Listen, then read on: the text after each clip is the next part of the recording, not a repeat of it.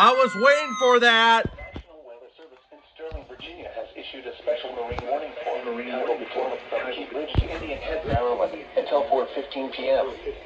At 3:26 p.m., a strong thunderstorm was approaching Cape Ridge or near Falls Church, moving southeast at 25 knots. Hazard, wind gusts 34 knots for greater and small hail. Oh! Source, radar indicated. Impact, boaters and small craft could be thrown overboard by suddenly higher winds and waves capsizing their vessel. Locations impacted include Tidal Basin, Cape Ridge, Reagan National Airport, Woodrow Wilson Bridge, National Harbor, and Alexandria. Move to safe harbor until hazardous weather passes.